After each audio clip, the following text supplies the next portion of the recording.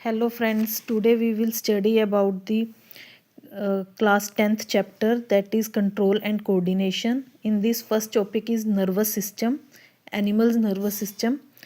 होता क्या है, in animals such control and coordination are provided by nervous and muscular system. Animals में control और कोऑर्डिनेशन किससे, नर्वस और मस्कुलर सिस्टम से प्रोवाइड किया जाता है. जैसे when we touch a hot object, तो ये क्या है, एक डेंजरस सिचुएशन हो जाती है जब भी हम किसी हॉट ऑब्जेक्ट को टच करते हैं. So we have to detect it, इसे हमें डिटेक्ट करना चाहिए. But how do we detect that we are touching a hot object. हमें कैसे पता चलेगा कि हम एक हॉट ऑब्जेक्ट को टच कर रहे हैं.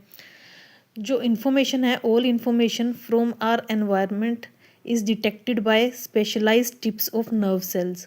सारी इन्फॉर्मेशन हमारे एनवायरनमेंट में जो डिटेक्ट होती है वो स्पेशलाइज्ड टिप्स होती हैं नर्व सेल की, उनसे होती हैं. तो ये रिसेप्टर्स जो होते हैं ये कहाँ लोकेट करते हैं, ये हमारे सेंस ऑर्गन्स में लोकेटेड होते हैं. जैसे इनर ईयर हो गया, नोज़ हो गया, टंग हो गया एंड सो ऑन.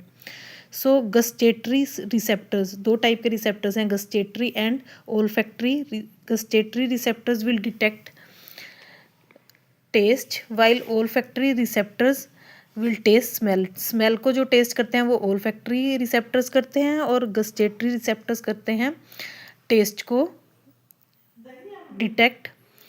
तो this information is acquired at the end of the dendritic tip of nerve cell.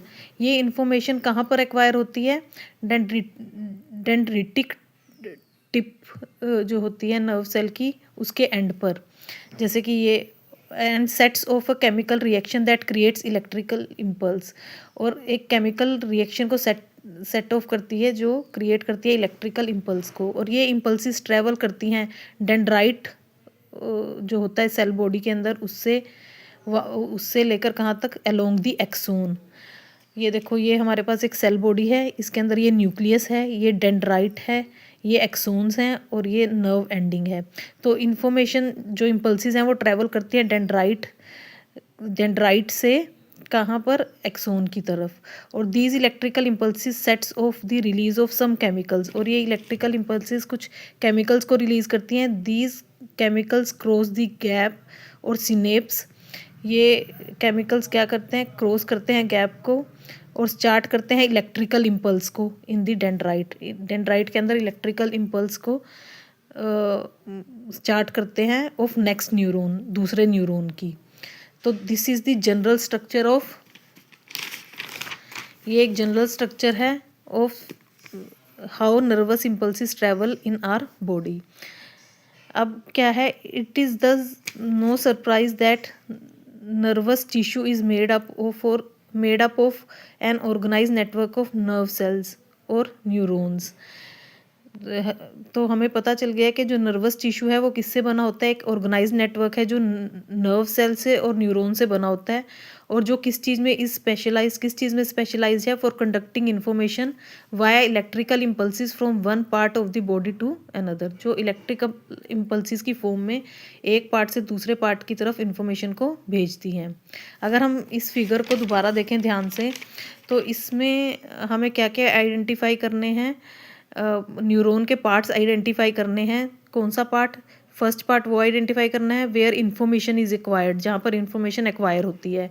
Second part, through which information travels as an electrical impulse, और जिस part से इन्फॉर्मेशन जो है इलेक्ट्रिकल इम्पल्स की form में travel होती है. और थर्ड हमें क्या फाइंड आउट करना है, where the impulse must be converted into a chemical signal for onward transmission.